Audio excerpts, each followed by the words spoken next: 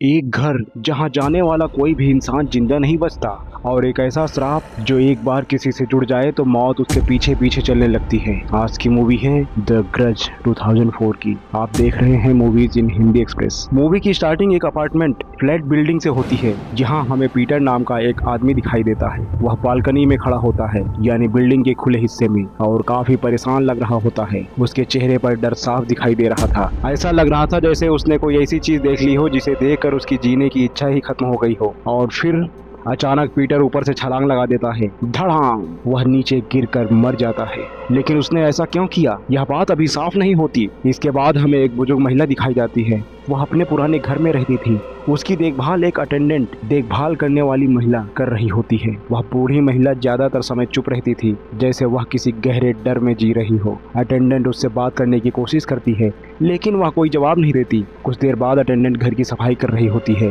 तभी उसे ऊपर से किसी के चलने की आवाज़ सुनाई देती है। पहले तो वह सोचती है कि शायद कोई सामान गिरा होगा, लेकिन आवाज़ लगातार आती रहती है। वह धीरे धीरे सीढ़ियों की तरफ बढ़ती है। पूरा घर अजीब तरह के सन्नाटे से भरा हुआ था, जैसे कोई उसे देख रहा हो। तभी अचानक एक भयानक डीमन, एक डरावनी आत्मा उसके सामने आ जाती है और अगले ही पल वह गायब हो जाती है। उसके साथ आखिर क्या हुआ यह भी हमें नहीं दिखाया जाता। इसके बाद मूवी में हमारी मेन कैरेक्टर की एंट्री होती है। उसका नाम कैरिन है। कैरिन अपने पति डग के साथ रहती है। दोनों एक दूसरे से बहुत प्यार करते हैं। सुबह दोनों ऑफिस जाने की तैयारी कर रहे होते हैं। थोड़ी बातचीत के बाद दोनों अपने अपने काम पर निकल जाते हैं। कैरिन एक केयर वर्कर, मरीजों की देखभाल करने वाली होती है। ऑफिस पहुंचने के बाद उसकी मुलाकात अपने बॉस से होती है। बॉस उसे एक नया असाइनमेंट देता है। उसे एक बुजुर्ग महिला की देखभाल करनी थी। वही बुजुर्ग महिला जिसके घर से पिछली अटेंडेंट गायब हुई थी। हालांकि किसी को यह नहीं पता था कि उसके साथ क्या हुआ। पहले तो कैरिन थोड़ा हिचकिचाती है, लेकिन बाद में वह काम के लिए तैयार हो जाती है। कुछ समय बाद वह उस घर के बाहर पहुंचती है। घर को देखकर ही अजीब महसूस होता था। चारों तरफ सन्नाटा था, जैसे वहां कोई रहता ही ना हो। कैरिन अंदर जाती है और उस बुजुर्ग महिला से बात करने की कोशिश करती है, लेकिन वह महिला बिल्कुल नॉर्मल नहीं लग रही थी। उसकी आंखों में अजीब सा डर था और वह किसी दूसरी दुनिया में खोई हुई लग रही थी। कैरिन धीरे धीरे पूरे घर को देखने लगती है। कुछ देर बाद उसे ऊपर से वही आवाज़ें सुनाई देती हैं। अब उसे भी लगने लगता है कि घर में कुछ गड़बड़ है। आवाज़ का पीछा करते हुए वह ऊपर पहुंचती है। वहां उसे एक कमरा दिखाई देता है। उस कमरे के दरवाजे को टेप लगाकर बंद किया गया था। ऐसा लग रहा था जैसे जानबूझकर किसी को अंदर जाने से रोका गया हो। लेकिन कैरिन जिज्ञासावश वह टेप हटा देती है और दरवाजा खोल देती है। अंदर का नज़ारा देखकर वह चौंक जाती है। कमरा धूल से भरा हुआ था, जैसे कई सालों से कोई वहां नहीं गया हो।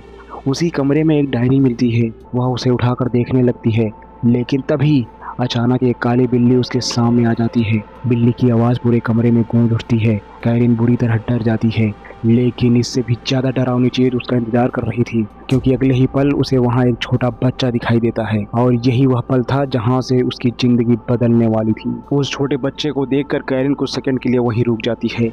बच्चा बिल्कुल चुप खड़ा था। उसका चेहरा अजीब तरह से सफ़ेद दिखाई दे रहा था और उसकी आंखों में एक डरावनी खालीपन थी। कैरिन उसे देखकर घबरा जाती है, लेकिन इससे पहले कि वह उससे कुछ पूछ पाती, वह बच्चा अचानक गायब हो जाता है।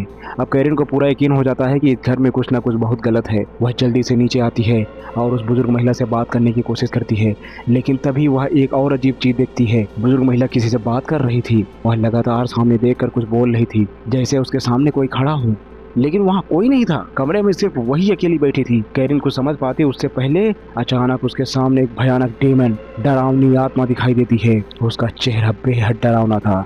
उसकी आंखें मृत इंसान जैसी लग रही थी और उसके गले से अजीब सी आवाज़ निकल रही थी। यह देखकर कैरिन बुरी तरह डर जाती है और बेहोश होकर गिर जाती है। इसके बाद फिल्म हमें फ्लैशबैक यानी पुरानी घटना में ले जाती है। अब हमें उस बुजुर्ग महिला की कहानी दिखाई जाती है। कई साल पहले वह अपने परिवार के साथ इसी घर को खरीदने आई थी। जैसे ही वह घर के अंदर कदम रखती है, उसे अजीब सा महसूस होने लगता है, जैसे घर में कोई अदृश्य मौजूदगी हो। उसी दौरान घर बेचने वाला डीलर भी बाथरूम में एक छोटे बच्चे को देखता है, लेकिन वह यह बात किसी को नहीं बताता और चुपचाप वहां से निकल जाता है। कुछ समय बाद वह परिवार इस घर में रहने लगता है, लेकिन धीरे धीरे अजीब घटनाएं शुरू हो जाती हैं। एक शाम उस महिला का बेटा घर लौटता है। घर के अंदर सामान बिखरा हुआ था, जैसे किसी ने पूरे घर को तहस नहस कर दिया हो। वह अपनी माँ से पूछता है, लेकिन उसे कोई जवाब नहीं मिलता। उसकी माँ सिर्फ इतना कहती है, तुम्हारी पत्नी ऊपर है। जब वह ऊपर अपने कमरे में जाता है तो अपनी पत्नी की हालत देखकर डर जाता है। वह बिल्कुल नॉर्मल नहीं लग रही थी। ऐसा लग रहा था जैसे किसी बुरी शक्ति ने उसे अपने कब्जे में ले लिया हो। लेकिन तभी वह डरावनी आत्मा वहां पहुंच जाती है और कुछ ही पलों में दोनों की हत्या कर देती है। यहीं से इस घर का खौफनाक इतिहास शुरू होता है। दूसरी तरफ कैरिन का बॉस उसकी तलाश करते हुए उस घर तक पहुंच जाता है। वह घर के अंदर जाता है, लेकिन अंदर का माहौल देखकर उसे भी कुछ गलत महसूस होता है, इसलिए वह तुरंत पुलिस को बुला लेता है। कुछ समय बाद डिटेक्टिव्स जांच अधिकारी वहां पहुंचते हैं। वह पूरे घर की जांच शुरू करते हैं। जांच के दौरान उन्हें वही रहस्यमयी कमरा भी मिलता है। फिर ऊपर जाकर वह 2 डेड बॉडीज खोज लेते हैं। ये उसी बुजुर्ग महिला के बेटे और बहू की लाशें थी। इधर कैरिन हॉस्पिटल में भर्ती होती है। उसे बार बार उस घर की बातें याद आ रही थी। वह लगातार डरी हुई थी। कुछ समय बाद एक डिटेक्टिव उससे मिलने आता है।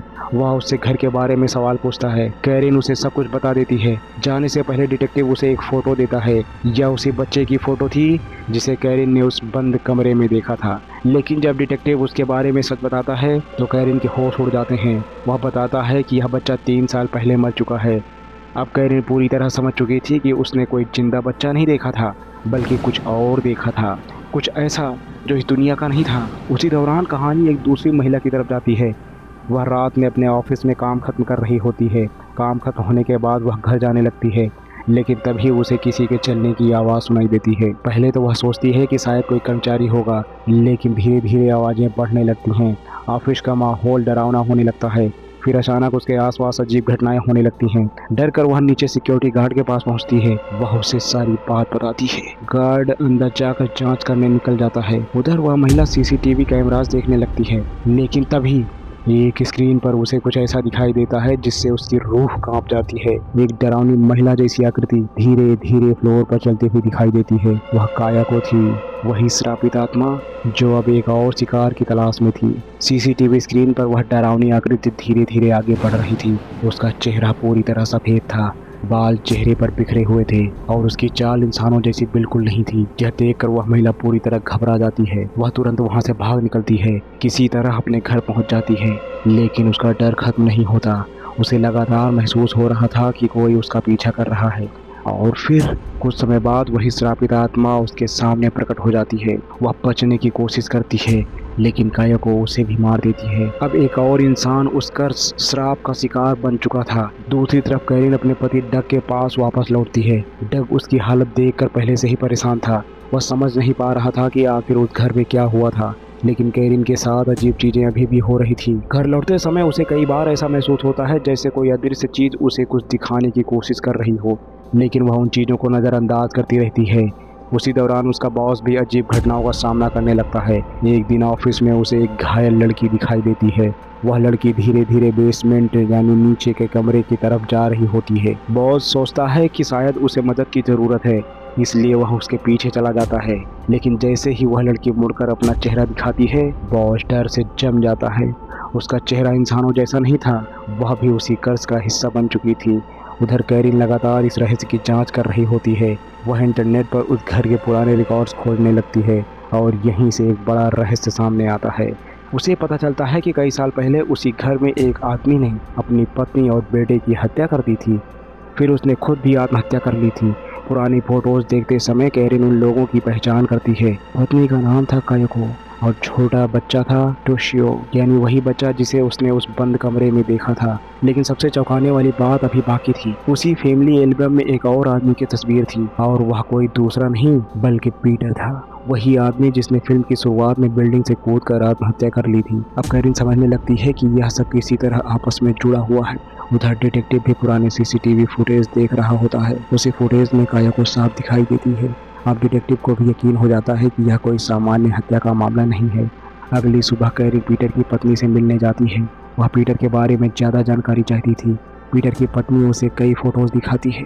शुरुआत में वे फ़ोटोज़ बिल्कुल नॉर्मल लगती हैं, लेकिन कैरिन एक अजीब चीज़ नोटिस करती है। हर फोटो में पीटर के पीछे एक महिला दिखाई दे रही थी। वह हर तस्वीर में मौजूद थी, और वह महिला कोई और नहीं बल्कि कायोको थी। यानी पीटर काफ़ी समय से उस कर्ज का शिकार बन चुका था, लेकिन उसे इसका पता भी नहीं था। अब कैरिन सारे सबूत लेकर डिटेक्टिव के पास जाती है। डिटेक्टिव उसे एक और भयानक सच बताता है। वह कहता है, मैं पिछले 3 साल से इस केस पर काम कर रहा हूँ। मेरे साथ 3 ऑफिसर्स थे, लेकिन उनमें से 2 इस केस की जांच करते करते मर चुके हैं। फिर वह डरते हुए कहता है, मैंने यह फाइल बंद कर दी थी क्योंकि मुझे समझ आ गया था कि यह कोई नॉर्मल केस नहीं है। इसके बाद डिटेक्टिव पहली बार कर्ज का असली मतलब समझाता है। वह बताता है जब कोई इंसान बहुत दर्द, गुस्से और नफरत के साथ मरता है तो उस जगह एक कर्ज पैदा हो जाता है और जो भी उस कर्ज के संपर्क में आता है वह उसकी अगली शिकार बन जाता है। कैरन पूछती है क्या इससे बचने का कोई तरीका है? डिटेक्टिव जवाब देता है हाँ, उससे जितना दूर रहो उतना अच्छा है, उससे कोई संबंध मत रखो। लेकिन समस्या यह थी कि अब तक कैरन बहुत गहराई से इस कर्ज से जुड़ चुकी थी और कर्ज कभी अपने शिकार को इतनी आसानी से नहीं छोड़ता। डिटेक्टिव की बातें सुनने के बाद कैरन समझ जाती है कि मामला उसकी सोच से कहीं ज्यादा खतरनाक है। अब तक जितने भी लोग उस घर से जुड़े थे लगभग सभी की मौत हो चुकी थी और धीरे धीरे कर्ज अपने अगले शिकारों तक पहुंच रहा था। उसी राह डिटेक्टिव एक बड़ा फैसला करता है। उसे लगता है कि अगर इस घर को खत्म कर दिया जाए तो शायद कर्ज भी खत्म हो जाएगा। वह पेट्रोल लेकर उस श्रापित घर में पहुंचता है। उसका इरादा पूरे घर को आग लगाने का था, लेकिन घर के अंदर कदम रखते ही उसे अजीब आवाजें सुनाई देने लगती हैं। चारों तरफ सन्नाटा था।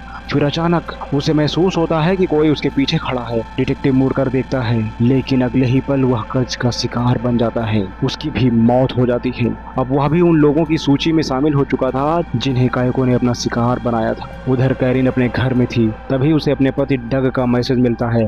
मैसेज पढ़ते ही उसके चेहरे का रंग उड़ जाता है। डग लिखता है मैं उस घर जा रहा हूँ, मुझे लगता है कि तुम्हारे साथ जो कुछ हो रहा है उसका जवाब वहीं मिलेगा। यह पढ़ते ही कैरिन घबरा जाती है। उसे लगता है कि वहां जाना मौत को बुलाने जैसा है। वह तुरंत अपने पति को बचाने के लिए निकल पड़ती है।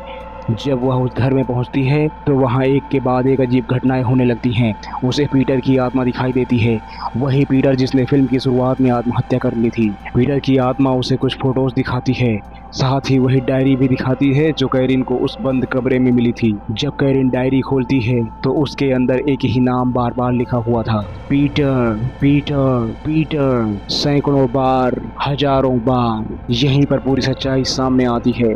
असल में कायको पीटर से पागलों की तरह प्यार करती थी। वह उसे चुपके चुपके देखती रहती थी, उसका पीछा करती थी और अपनी सारी भावनाएं उस डायरी में लिखती रहती थी। इसी वजह से वह पीटर की हर फोटो में दिखाई देती थी, लेकिन पीटर को कभी इस बारे में पता नहीं चला। समस्या तब शुरू हुई जब कायको के पति को वह डायरी मिल गई। उसने डायरी पढ़ी और उसे पता चल गया कि उसकी पत्नी किसी दूसरे आदमी से प्यार करती है। यह बात सुनकर वह पागल हो गया।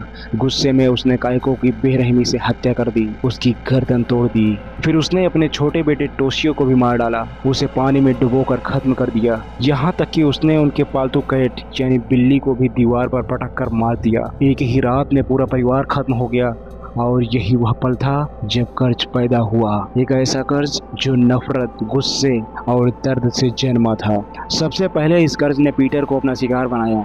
फिर जो भी उस घर में आया एक एक करके मरता गया। वह परिवार जो बाद में वहां रहने आया, डिटेक्टिव के साथी, ऑफिस वाली महिला, डिटेक्टिव खुद, सब उसी कर्ज के शिकार बन गए। अब सिर्फ दो लोग बचे थे, कैरिन और उसका पति डग। और कर्ज धीरे धीरे डग की तरफ बढ़ रहा था। कैरिन समझ जाती है कि अगर उसने कुछ नहीं किया तो डग भी मर जाएगा, इसलिए वह पूरे घर में पेट्रोल छिड़कना शुरू कर देती है।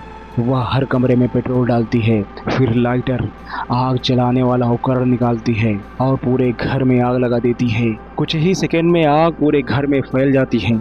लपटें तेजी से हर तरफ फैलने लगती हैं। कैरिन अपने पति को बचाने की कोशिश करती है, लेकिन अफरा तफरी में डग आग की चपेट में आ जाता है। कैरिन किसी तरह बाहर निकल जाती है, लेकिन डग नहीं बच पाता। कुछ समय बाद कैरिन हॉस्पिटल में होती है। वह पूरी तरह टूट चुकी थी। उसने अपने पति को खो दिया था, लेकिन उसकी जान बच गई थी। फिर एक दिन उसे हॉस्पिटल में मार्चुरी यानी शवगृह ले जाया जाता है। उसे अपने पति की डेड बॉडी पहचाननी थी। कैरिन भारी दिल के साथ वहां पहुंचती है। वह डग के शरीर के पास खड़ी होती है। उसकी आंखों में आंसू थे। उसे लग रहा था कि शायद अब सब खत्म हो चुका है, लेकिन कर्ज अभी खत्म नहीं हुआ था। जैसे ही वह वहां खड़ी होती है, उसे पीछे से एक अजीब आवाज़ सुनाई देती है, वही खड़खड़ाती हुई आवाज़ जो कायको के आने से पहले सुनाई देती थी। कैरिन धीरे धीरे पीछे मुड़ती है और फिर वह उसे देखती है। फिर उसके सामने खड़ी थी, यानी आग भी उसे खत्म नहीं कर सकी। घर जल गया, लोग मर गए, लेकिन कर्ज अभी भी जिंदा थी। अब कैरिन समझ चुकी थी कि इस श्राप से बच निकलना लगभग इम्पॉसिबल है। जो भी इससे जुड़ता है आखिरकार उसकी मौत हो जाती है। और इसी के साथ यह मूवी यहीं पर समाप्त हो जाती है। लेकिन कहानी अभी खत्म नहीं हुई थी, क्योंकि डग की मौत आखिर कैसे हुई और कर्ज का अगला शिकार कौन बना, यह हमें अगले पार्ट में पता चलता है। तो मिलते हैं कल शाम 7:30 बजे एक नई हॉरर मूवी के साथ। यह मूवी हमारे यूट्यूब, फेसबुक, थ्रेड्स, इंस्टाग्राम पर भी अवेलेबल है। आप इन्हें सब्सक्राइब और फॉलो करके रिश्ता मजबूत बना सकते हैं। अगर आपको यह मूवी पसंद आई है तो मेरा दावा है स्क्रीन पर दिख रही यह मूवी आपको जरूर पसंद आएगी और आपको बिल्कुल डरा के रखेगी। इसे एक ही क्लिक में अभी तुरंत देखना शुरू कर सकते हैं। Thank you so much.